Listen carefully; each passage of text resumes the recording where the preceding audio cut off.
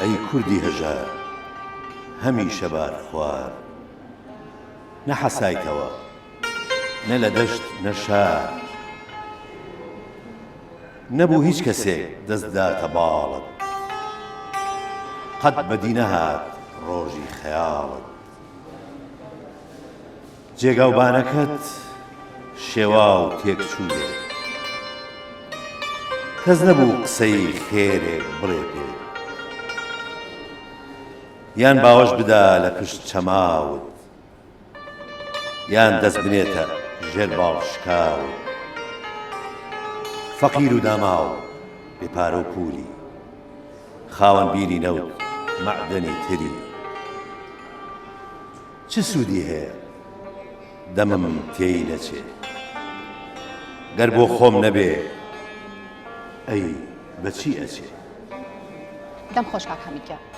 دەست خۆش خاتونگە ئازیزانی قەلەندەرخانە سڵاو خۆشحاڵین لە دیمانەی کینۆی قەلەندەرخانە لەگەڵ هاوکارم کاک حەمیدبانەی پێتان شاد دەبینەوە ئەمڕۆ باس لە پیاوێکی ئاینی و سیاسی و شاعیرێکی گەورەی کوردەکەین ئەویش شێخ عەبدولکەریم قادر کەرەم بەرزنجیە کە ناسراوە بە خادم بۆ بەرنامەی ئەمڕۆمان زۆر بەڕێز شێخ محەممەد ساڵح عەبدولکەریم بەرزنجی میوانە بەخێربێ مامۆستاییان بەخێر هاتی مامۆستا لەگەڵ خاتوو کامیلیانە و سوودی بە ئامێری سنتور بەخێربێ خاتوویان بێگومان لەگەڵ هاوکارم کاک حەمید مامۆستاییان گەر بکرێت خادم بە ئێمە و بە بینەرانی قەلەندەرخانە بناسێنیت. خادم شێخ عەبدولکەریمی قادرکەرەمی بەرزنجی کوڕی شێخ حسێن بە بنەچە ئەگەڕێتەوە بۆ سەر شێخ ئیسماعیلی ولیانی کە شێخ ئیسماعیلی ولیانیش برای شێخ حەسەنی گڵەزەردەیە لە ساڵی 1877 لە گوندی قازانقایە لەدایک بووە. ئەوجا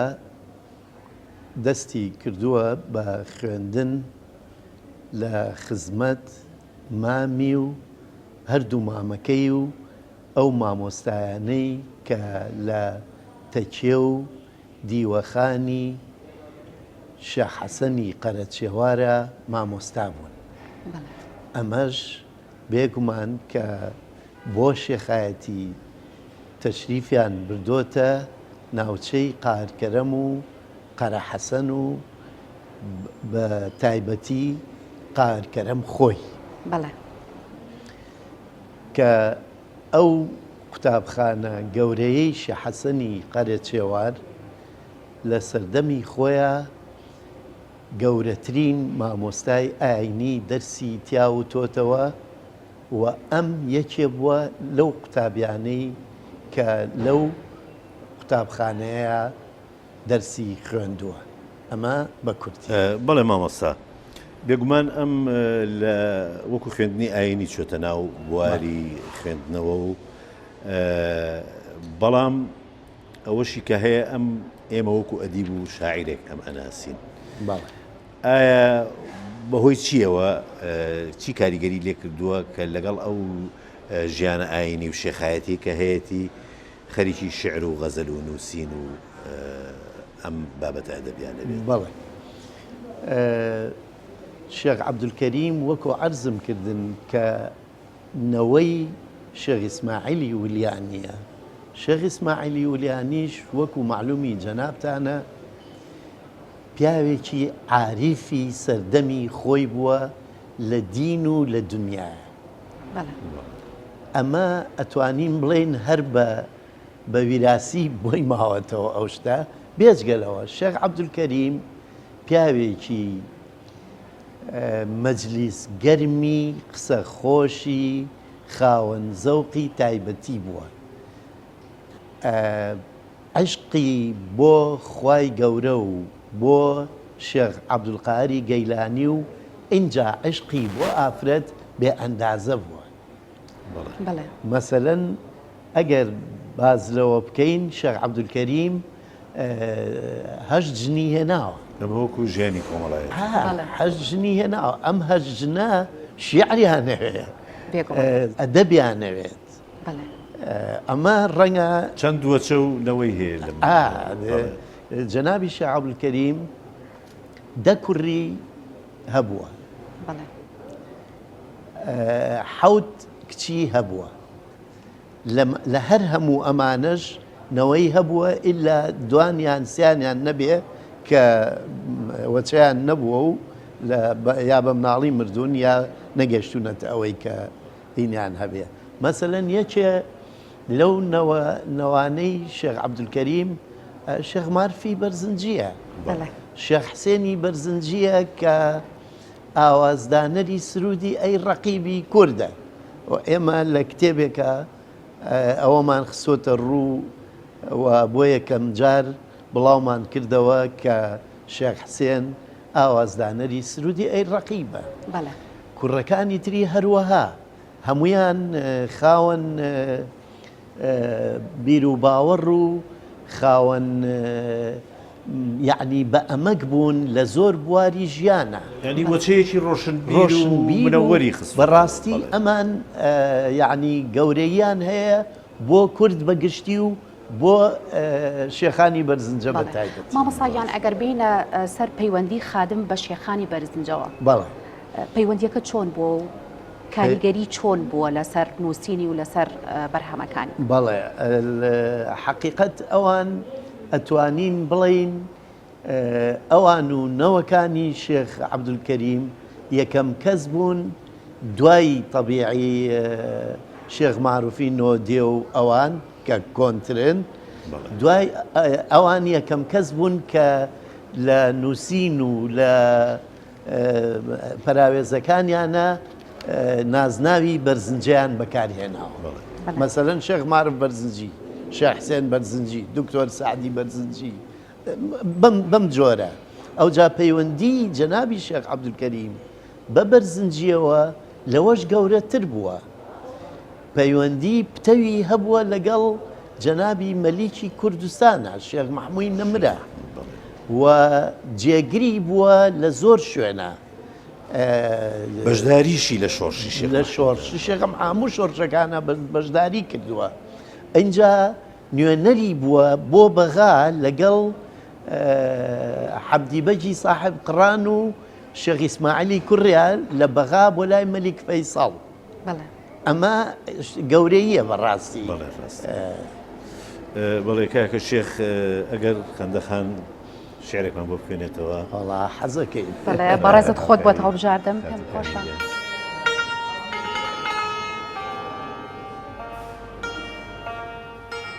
گرفتارم بە داوی زولف و تای ئەگریجەکەی خاوت،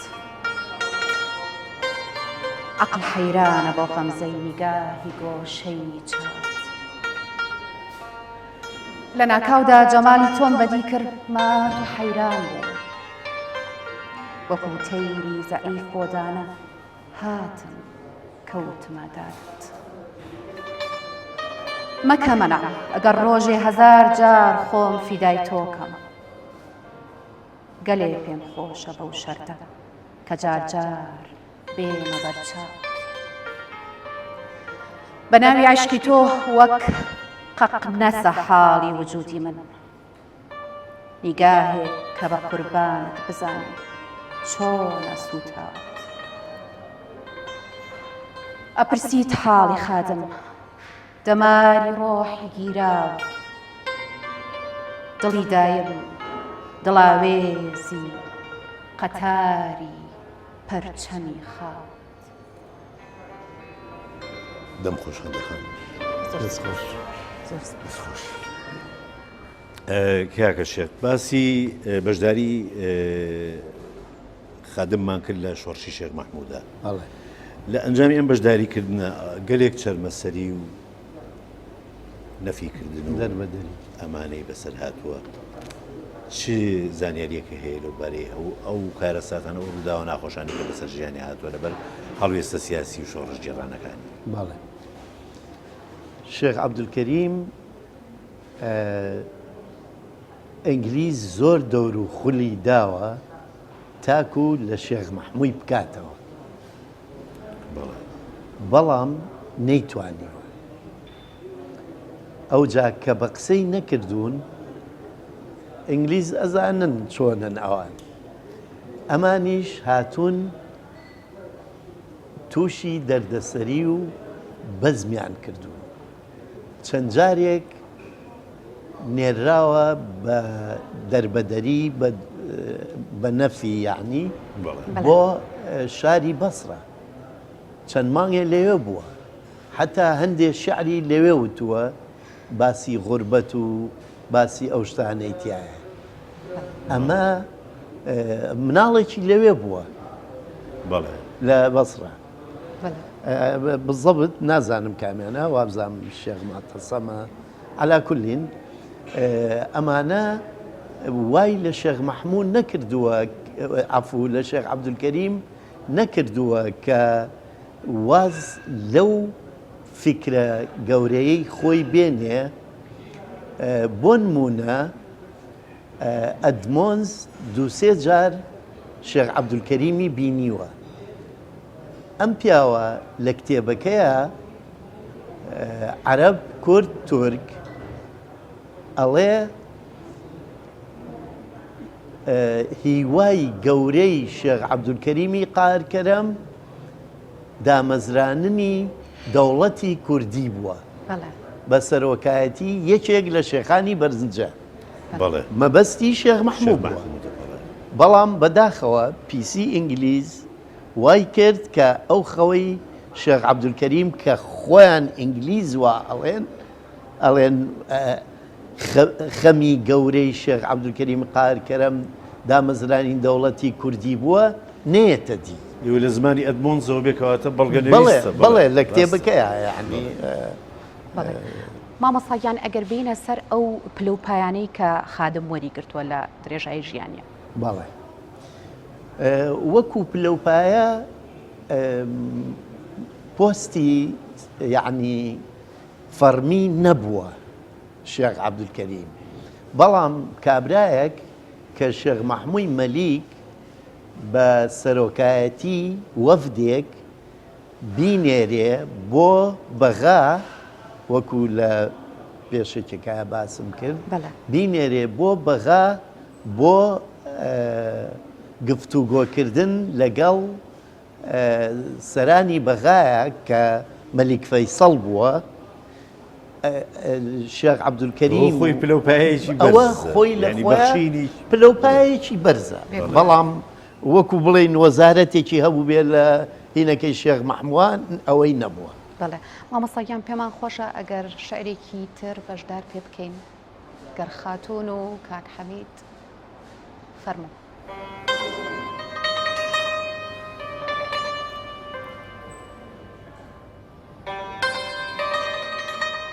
سۆزی عشقت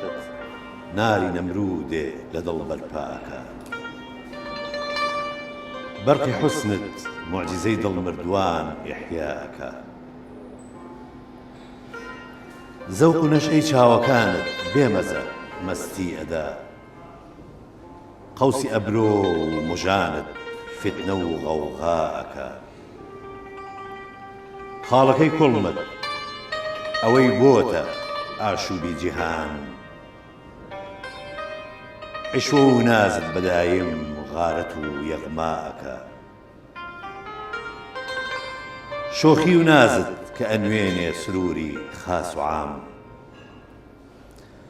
سۆفی و دەروێش و شێخ و عالەمێ ڕسواکە گەر لە وەسفی ڕووی خوبان عاشقان گەردەم بدەم پێی بڵێ خادم کەلامی بێسەر و معناکە دەمخۆش کاک حەمید دەست خۆش خاتونگیان مامەساگیان لەم شعرە جوانەی کە کاک حەمید بۆی خوێنینەوە هەستەکەین کە شاعر زمانێکی زۆر جوان و پارا و وەسفێکی زۆر زۆر جوانی بەکارهێناوە بەڕێزت بۆ زمانی شعری خادم چیمان پێڵێت بەڵێ زمانی شعری خادم ئەتوانین بڵێن کوردیەکی تا ڕادە پەتیە لە چاو شاعیرانی سەردەمی هاوچەرخی خۆی هاوچەرخی خۆی بۆ نمونە ئەو شعری ئێستا کاک حەمید خوێنەوە وابزانم هەمووی دووسێ وشەی عەرەبی تیاو کوردیەکی پەتی یان شعری یەکەمی کە کاک حەمید خوێنێەوە ئەوە هەر زۆر ڕەوان بەتی و ڕەوان بەڵێ. ئەمە جیاوازیەکە لە نێوان شعری شاعیرەکانی کلاسیکمان لەو سەردەمانەیە و شعری شێخ عەبدولکەریم لەو کاتەیە. بەڵێ. بەڕاستی من کە دیوانەکەیم بە چاپ گەیاند یەکێک لەوانەی کە وای لێکردم ئەو دیوانە لە چاپ بەم و شعرەکان کۆکەمەوە و جۆرە یعنی بەراوردێک کە بیان هێنمە سەر ڕێنووسی ئێستای کوردی کە شێخ سەرچاوەکانی کوێ بوون ئەوەندە ئەزیێتم نەبوو سەرچاوەکانم قوربان ئەمە یەکێک بوو لە سەرچاوەکان کە دەفتەرێکی دەستنووسی مامۆستای گەورەمان خوا لێ خۆش بوو محەممەد تۆفیق وردی بە دەستخەتی خۆی دیوانەکەی نووسیوەتەوە ئێمەش شیکردنەوەمان بۆ هەندێ وشەکانی کرد ئەوجا خوا لێ خۆش بوو کە ئەو کات لە ژیان نابوو حاجی شێخ ئیبراهیمی قادرکەرەم بەرزنجی کە کوڕەزای شێخ عەبدولکەریمە ئەویش هەندێک شعری لابوو دایمێ و کاکسامانی کوڕی کاک شێخ مار بەرزنجی گەورە پیاو ئەویش شعری لەلابوو دایمێ شێخ وەهابی کوڕی شێخ عەبدولکەریم ئەویش هەندێک شعری لابوو دایمێ ئەم شتانەم هەمووی کۆ کردەوە تەنها شعرە کوردیەکانی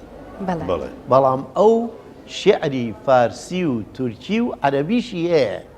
لە ئایندەیەکی نزیکا بە تەماین ئەوانەش بکەین بە دیوانێک یان لە بەرجی دووەمە بڵاویان بکەینەوە ئەگەر تەمەن بوار بدە. دەستان خۆش بێ. مامۆستاگیان دیارە ئێمە جگە لە خادمیشمان هەیە. خادمیش هەیە. نازناوی خادمی لە چیەوە هێناوە و چۆن بینەرانمان بتوان جیاوازی لە نێوان ئەو دوو شاعیرەیە بکەن. جوانە. بە خۆی هەردووکی یەکمانە ئەگەیەنێ خادم عەرەبیە یعنی بەڵام خادمی کۆیە یاکەی بۆ داناوە بە ڕێنووسی کوردی بۆی داناوە ئەمە یەک خادمی ئێمە بەڕاستی خادمی هەژار و بێتوانا و دەروێش و خەلیفەکانی خۆی بووە قەلەندەرەکانی ئەوە بەڕای من ئەلەوە هاتووە کە خۆی بە خادمی خەڵکی زانیوە. بەڵێ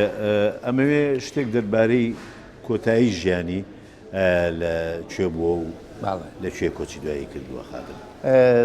هەر لە قادرکەرەم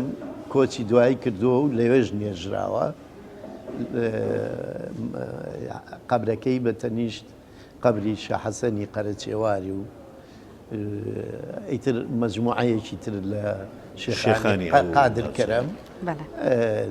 لەوێ کۆتایی بە ژیانی هاتووە و ئاوا بوو. ئایا هەوڵی تر هەیە ینی ئیستا بۆ چاپکردنی ئەو بەنامە ئەدەبیانێکە بە بەڵێ وەکو وتم ئێستا خەریکین لەگەڵ کاکسامانی شێخ معرف بەرزنجیە ئەو شتی زۆری لایە بڕیارە من بچمە لایەن و دانیشتنمان ببێ لەو ڕۆوە و بتوانین من و ئەو بەرگی دووهەمی دیوانی خادم پێشکەش بە کتێبخانەی کوردی و خوێنەری کورد. پێمان خۆشە و هیوادارین سەرکەوتوو بن گەر ئیستا وار هەبێ خەندەخان شعرێکی تری خادممان بۆ بخوێنێتەوە.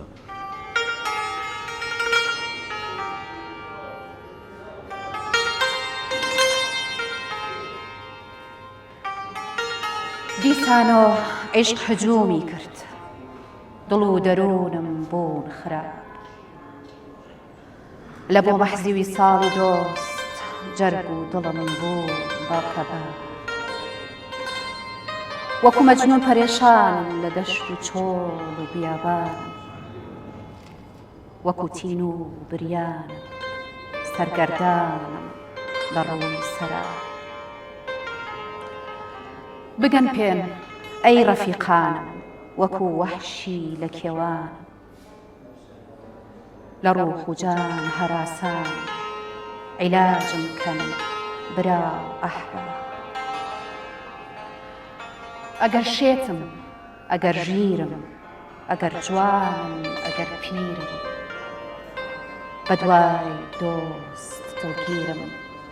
مەدەدێک یا ئولە الئەلباب وەکو یعقوبی کەنعانم وەکو یوسف لە زیندانم بە دەردێکی بێدەرمان بابێت مسبب الئەسباب بەمەستی با بکەم چارە لە دەردی یار و ئەغیار ساقی بێن بە یەکجار کەرەمکە بادەی شەراب من خادم دەروێشانم فیدای سوڵتانی گەیلانم غوڵامی شاهی مەردانم نییە باکەم لە هیچ گەردان دەمخۆش هەندەخەن دەستخۆش خاتوکەمیلێ بێگومان ئێمە باسی ئەو پەیوەندی سیاسی و کۆمەڵایەتی و ئەم شتانەی کە ئەم جۆرە پەیوەندیانی کە خادم هەی بووە لەگەڵ کەسایەتیەکانە بێگومان کە سەیری ڕوخساری شیعرەکانی خادمەکەی هەستەکەیت لێکچوونێک هەیە لە شێوازی شعری نەگوەکو نووسینی شعر ئەو شاعیرانەی کە هاوچەرخی خۆی بوون وەکو من هەستەکەم هەندێک هەستی حەمدی بەجی صاحب قڕان یا تایر بەجی جاف یا ئەحمەد مختار بەجی جاف یعنی ڕۆحیەتەکان نزیکن لە یەکتریەوە وەکو نووسینی شعرەکان پەیوەندی خادم لەگەڵ ئەم شاعیر و نووسەرانەی ئەو سەردەمەی خۆیان چۆن بووە لە دەرەوەی ئەو پەیوەندی شێخایەتی و ئەو پەیوەندی سیاسی و کۆمەڵایەتیانی تریکایی بووە بەڵێ هەروەکو پێچی شاوتم ئەوە هاوڕێی نزیکی حەمدی بەجی صاحب قڕان بووە زۆر بەیەکەوە بوون سەفەریان کردووە لەو سەفەریانە بۆ بەغا لەوێ تەنانەت چوونەتە لای شاعیرانی بەغاش وەکو زەهاوی و ئەمانە من دڵنیام کە شێخ عەبدولکەریم سوودی زۆری لەوانە وەرگرتووە ئەوجا هاوڕێی شێخ نووری شێخ ساڵح بووە خزمیش بوون ئەمانە حتمەن هەمووی کارتێکردنی هەبووە و وەکو خۆشی ئەو مۆهیبە جوانەی هەبووە کە بەو شێوەیە شعر بڵێت ئەگەر یارمەتی من بن منی شعرێک بخوێنمەوە زۆر پێمان خۆشە بێت فەرموو گەر خاتوون هاوکارمان بێت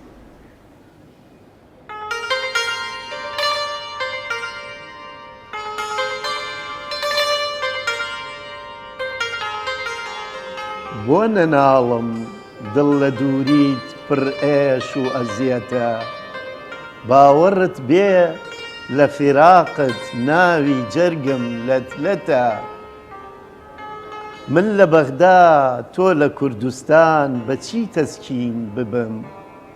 وا ئەم لە قاپی غەوسی گەیلاندا کە جێگەی ڕەحمەتە تاکو ئێستا نەبوو نەفەسێ ما بێتەوە غەیری ئەو تا قیامەت عەکسی ڕوخسارت لە چاوما باقیە گەرچی خادم دوور وڵاتە وا لە خاچی غوربەتە دەم خۆش کاکە شێخ مامۆستاگیان ئەم شعری خوێنتەوە هەستەکەم باکراوەندی شعرەکە مەبەستی کەسێکی دیاریکراو بێ ئایا ئاگاداری باکراوەندی شعرەکە هەیت؟ ئاگادار نیم بەس بێگومان وایە بەڵێ وەکو لە پێش ئاوتمان احتیمالە بۆ یەکێک لە خێزانەکانی بێ دواپرسیارمەوەیە کاکە شێخ من دیارە ئەوەی کە وەکو سەرنجم ماوە بنەماڵەی شێخان هەمویان ئیتر شێخانی بەرزنجە شێخانی قارکەرەم ئەوەی بڵێن شێخانی تەچەی تاڵەبانی ئەمانە هەمویان کە وەکو شێخ بوون و شێخایەتیان کردووە هەمووشیان ئەوانی کە دیار بوون شاعیر بوون شاعر و هەموو شعران بەجێ هێشتووە هەتا تەنانەت شێخ مەحموودی نەمر خۆی شاعر شعری نووسیوە پێ دوایە ئەمە وەکو نەریتێک بۆ لە ناو شێخانە و هەتا توانای ئەدەبی خۆشیان پیشان بن لەگەڵ توانای معریفی باوەڕەکانی ترە ئەمە یەک بەڵام دووهەم کە زۆر گرنگە ئەوەیە کە خوێندن ئەو سەردەمە هەر لە لای مەلا و حجرە و فەقێکان بووە ئەو بڵێن زانکۆ و خوێندنی قوتابخانە و شتیوە